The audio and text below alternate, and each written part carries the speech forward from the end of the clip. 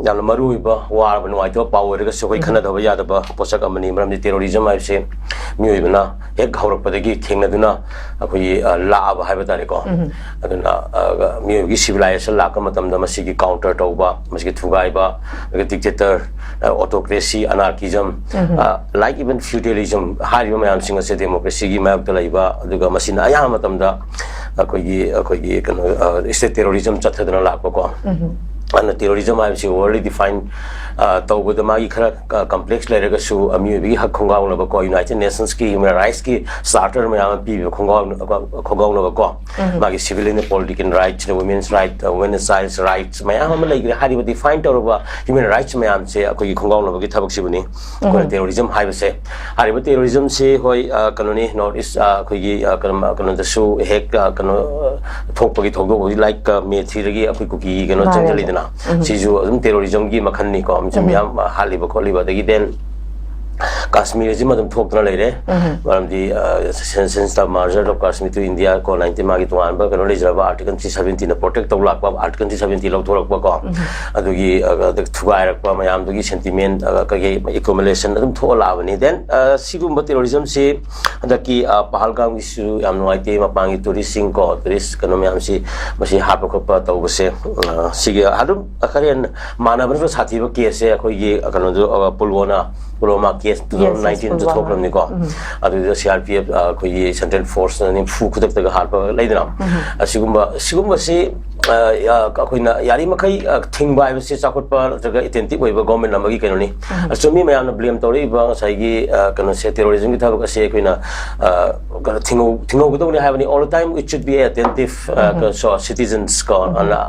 citizen ꯑꯣꯏꯕꯒꯤ ꯃꯊꯛꯇ ꯒꯚꯔꯅꯦꯟꯁꯁꯦ ꯌꯥꯝ ꯊꯨꯅ ꯑꯦꯇꯦꯟꯇꯤꯚ ꯑꯣꯏꯒꯗꯕꯅꯤ ꯁꯤꯒꯨꯝꯕꯗꯤ ꯊꯣꯛ ꯂꯩꯔꯦ ꯈꯣꯠꯂꯦ ꯍꯥꯏꯕ ꯈꯣꯠꯅꯆꯤꯡꯕꯁꯦ ꯑꯗꯨꯝ ꯂꯩꯔꯕꯅꯤ ꯑꯗꯨ ꯑꯣꯏꯔꯗꯤ ꯃꯣꯅꯤꯇꯔ ꯇꯧꯕ ꯌꯥꯝ ꯆꯦꯛꯁꯤꯟꯕ ꯌꯥꯝꯅ ꯍꯥꯏ ꯑꯦꯂꯔꯠ ꯑꯣꯏꯕ ꯑꯗꯨꯝ ꯍꯥꯟꯅꯗꯒꯤ ꯊꯣꯛ ꯂꯩꯔꯕ ꯖꯒꯥꯅꯤꯅꯀꯣ ꯑꯩꯈꯣꯏꯅ ꯃꯗꯨ ꯉꯥꯛꯊꯣꯛꯍꯧꯕ ꯌꯥꯕꯒꯤ ꯇꯥꯟꯖꯥꯁꯨ ꯂꯩꯔꯝꯗꯕꯗꯤ ꯑꯣꯏꯔꯝꯃꯣꯏ ꯁꯤꯅꯤꯁꯤꯅ ꯑꯗꯨꯅ ꯈꯔ ꯅꯦꯒ꯭ꯂꯦꯛꯀꯨꯝꯕ ꯇꯧꯈꯤꯕ꯭ꯔꯥ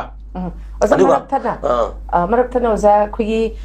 ꯇꯣꯉꯥꯟ ꯇꯣꯉꯥꯟꯕ ꯑꯩꯈꯣꯏ ꯁꯣꯁꯤꯌꯦꯜ ꯃꯤꯗꯤꯌꯥꯗ ꯎꯖꯕꯁꯨ ꯍꯥꯏꯔꯤꯕ ꯑꯦꯇꯦꯛ ꯑꯁꯤ ꯃꯨꯁꯂꯤꯝꯅ ꯍꯤꯟꯗꯨꯒꯤ ꯃꯊꯛꯇ ꯆꯠꯊꯕ ꯑꯗꯨꯒꯨꯝꯕ ꯑꯦꯇꯦꯛꯅꯤ ꯍꯥꯏꯕꯁꯨ ꯑꯩꯈꯣꯏ ꯑꯗꯨꯃꯛ ꯎꯖꯩ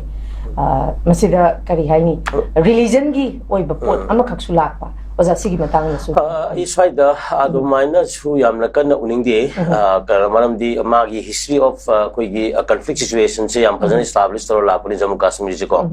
ꯏꯆꯝ ꯆꯝꯅ ꯀꯩꯅꯣ ꯑꯇꯣꯞꯄ ꯁ꯭ꯇꯦꯠ ꯑꯃꯗ ꯊꯣꯛꯄ ꯊꯣꯛꯑꯝꯃꯣꯏ ꯈꯜꯂꯤꯀꯣ ꯄꯥꯔꯇꯤꯀꯨꯂꯔꯂꯤ ꯖꯃꯨ ꯀꯥꯁꯃꯤꯔꯗꯤ ꯃꯥꯒꯤ ꯑꯥꯔꯇꯤꯀꯜ 370ꯅ ꯄ꯭ꯔꯣꯇꯦꯛ ꯇꯧꯕ ꯑꯗꯒꯤ ꯃꯃꯥꯡꯗ ꯏꯚꯟ ꯌꯨꯅꯥꯏꯇꯦꯗ ꯅꯦꯁꯟꯁꯅꯐꯥꯎꯗ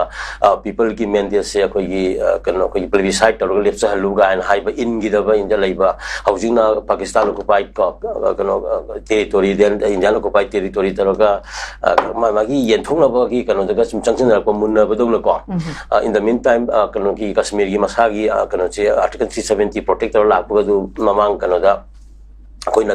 ꯍꯧꯖꯤꯛ ꯂꯩꯔꯤꯕ ꯒꯣꯔꯃꯦꯟꯁꯤꯅ ꯂꯧꯊꯣꯛꯈꯤꯕ ꯑꯗꯒꯤ ꯑꯗꯨꯒꯤ ꯊꯨꯒꯥꯏꯔꯛꯄ ꯃꯌꯥꯝ ꯑꯃ ꯆꯦꯂꯦꯟꯖꯦꯁ ꯃꯌꯥꯝ ꯑꯃ ꯊꯣꯛꯂꯛꯄ ꯑꯗꯨꯒꯤ ꯀꯩꯅꯣꯅꯤ ꯑꯐꯕ ꯋꯥꯈꯜꯂꯣꯟꯗ ꯂꯥꯛꯑꯒꯁꯨ ꯃꯗꯨꯒꯤ ꯅꯦꯒꯦꯇꯤꯚ ꯏꯝꯄꯦꯛꯇꯤ ꯑꯗꯨꯝ ꯂꯩꯒꯅꯤ ꯁꯥꯡꯅꯀꯣ ꯑꯗꯨꯅ ꯁꯤꯒꯨꯝꯕ ꯃꯌꯥꯝꯁꯤꯒꯤ ꯕꯦꯛꯒ꯭ꯔꯥꯎꯟ ꯑꯃ ꯂꯩꯕ ꯄꯣꯠꯅꯤ ꯑꯗꯨꯅ ꯑꯩꯈꯣꯏꯒꯤ ꯍꯤꯟꯗꯨ ꯅꯠꯇ꯭ꯔꯒ ꯃꯨꯁꯂꯤꯝꯒꯤ ꯑꯣꯏꯕ ꯀꯩꯅꯣꯗꯨ ꯑꯗꯣꯝꯗ ꯌꯥꯝ ꯀꯟꯅ ꯑꯩ ꯃꯤꯠꯌꯦꯡ ꯊꯝꯕꯗꯤ ꯑꯩ ꯀꯩꯅꯣ ꯄꯥꯝꯗꯦꯀꯣ ꯃꯔꯝꯗꯤ ꯁꯤꯔꯤꯗꯨꯗ ꯑꯌꯥꯝꯕ ꯀꯩꯅꯣ ꯇꯨꯔꯤꯁꯁꯤꯡ ꯀꯩꯅꯣ ꯋꯥꯔꯤ ꯍꯤꯟꯗꯨ ꯀꯩꯅꯣ ꯖꯒꯥ ꯈꯔ ꯌꯦꯡꯉ ꯍꯤꯟꯗꯨ ꯊꯤꯔ ꯍꯥꯠꯄꯒꯤ ꯀꯩꯅꯣꯗꯨꯗꯤ ꯑꯩ ꯃꯗꯨ ꯎꯗꯦ ꯑꯗꯨꯒ ꯇꯦꯔꯣꯔꯤꯖꯝꯗꯗꯤ has no boundary has no humanity ꯀꯣ ꯇꯦꯔꯣꯔꯤꯖꯝ ꯍꯥꯏꯕ ꯇꯥꯝꯁꯦ ꯂꯥꯛꯁꯜꯂꯛꯑꯒꯗꯤ ꯃꯥꯒꯤ ꯀꯩꯅꯣ ꯂꯩꯇ꯭ꯔꯦ ꯃꯤ ꯍꯥꯏꯕ ꯂꯩꯇ꯭ꯔꯦ ꯑꯩꯈꯣꯏꯅ ꯄꯣꯂꯤꯇꯤꯁꯥꯏꯁ ꯇꯧꯕꯅ ꯀꯥꯟꯅꯔꯣꯏ ꯁꯤꯅꯤꯗ ꯑꯗꯨꯕꯨ ꯅꯨꯡꯉꯥꯏꯇ꯭ꯔꯤꯕꯗꯤ ꯑꯁ꯭ꯋꯥꯏꯁꯤꯗꯀꯣ ꯑꯩꯈꯣꯏ ꯍꯦꯛ ꯍꯥꯏꯍꯧꯔꯤꯕꯁꯦ ꯑꯩꯈꯣꯏꯒꯤꯗꯤ ꯌꯥꯝꯅ ꯌꯦꯡꯉꯣ ꯃꯤ ꯀꯩꯅꯣ 16 ꯈꯛꯇꯅꯤ ꯁꯤꯔꯤꯗꯣ ꯃꯤ ꯑꯩꯈꯣꯏꯗꯤ 200ꯒ ꯀꯩꯅꯣ ꯍꯦꯟꯖꯜꯂꯝꯅꯤ ꯃꯦ 3ꯗꯒꯤꯀꯣ ꯁꯤꯒꯤ ꯅꯨꯡꯉꯥꯏꯇꯕ ꯊꯧꯗꯣꯛ ꯃꯌꯥꯝ ꯂꯩ ꯑꯗꯒꯤ ꯃꯊꯥꯗ ꯐꯝꯕ ꯑꯉꯥꯡ ꯃꯧ ꯅꯍꯥ 2 ꯑꯗꯒꯤ ꯍꯟꯅꯨꯕꯤ ꯑꯉꯥꯡ ꯃꯆꯥ ꯌꯥꯎꯅ ꯖꯤꯔꯤꯕꯥꯝꯗꯒ ꯍꯦꯛꯇ ꯅꯨꯡꯄꯥꯛꯇ ꯍꯥꯏꯒꯠꯂꯒ ꯇꯨꯔꯦꯟꯗ ꯊꯥꯗꯕꯒꯤ ꯑꯣꯏꯕ ꯑꯩꯈꯣꯏꯒꯤ ꯊꯃꯣꯏꯗ ꯑꯗꯨꯝ ꯂꯩꯍꯧꯔꯗꯕ ꯄꯣꯠꯁꯛ ꯁꯤꯒꯨꯝꯕ ꯃꯇꯝꯗꯒ ꯑꯣꯅꯔꯦꯕꯜ ꯄ꯭ꯔꯥꯏꯝ ꯃꯤꯅꯤꯁꯇꯔ ꯃꯤꯅꯤꯁꯇꯔ ꯀꯔꯤꯝ ꯍꯥꯏꯈꯤꯗꯕꯗꯣ ꯑꯗꯨꯅꯤꯗ ꯄꯜꯍꯧꯅꯤꯡꯉꯤꯗꯤ ꯑꯗꯨ ꯅꯨꯡꯉꯥꯏꯇꯦ ꯉꯔꯥꯡꯃꯛ ꯃꯥꯅꯦ ꯄꯨꯜꯋꯥꯃꯥꯒꯤ ꯑꯩꯈꯣꯏꯒꯤ ꯍꯧꯖꯤꯛꯀꯤ ꯄꯍꯜꯒꯥꯝꯒꯤ ꯊꯧꯗꯣꯛꯁꯤ ꯌꯥꯝ ꯅꯨꯡꯉꯥꯏꯇꯦ ꯑꯗꯨꯃꯛꯄꯨ ꯄꯍꯜꯒꯥꯝꯒꯤꯗꯗꯤ ꯃꯥꯅ tour ma sakadubdu hala kanda kana tauri ba manipuri da di ma kari hunda ma sini da sum koi si khara mongolian oi ba saksu kana tok da ba sum adum da tauraga racial discrimination ga sigi among manjal labani haibani da aduna asini akoi matang ja putho auri ni akoi rai ni je akoi rai ni maram chai ani henjal aba akoi gi mi chari gi mathakta ani yang khai mi da sijal aba mayam ma dagi huji pau da chathok sin state gi leijari ba mafam jingja chathok sin yahan ji ba ko adagi sai gi aspa thamjali ba ko ba khon yengura ga di ngarang na pul wangi kano se pahalgam gi je sigumba kano se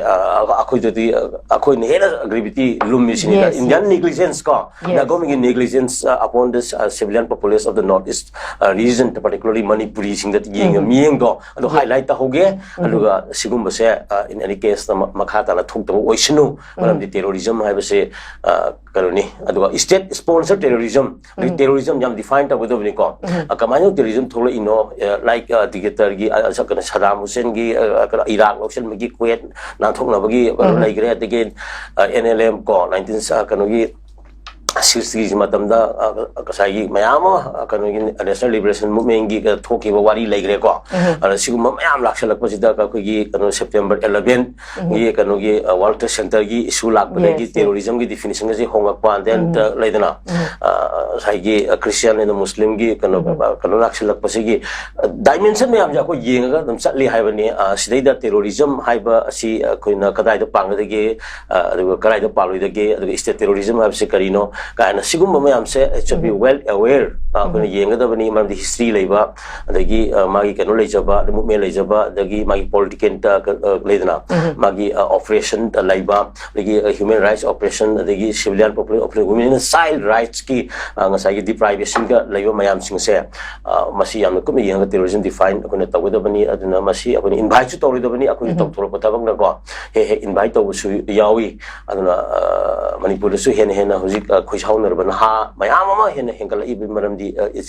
koi issues ing lakma time address to do ko alagi na haron ji inkalak pagi ma ki employment gi kari gi sum dai like su gi ngasai gi ma gi per capita income gi kari gi mayam sing ase le system governance asina care lo bi da gi but gi frustrated or mindset mayam da yum pham or kan da lakpa to issues ing do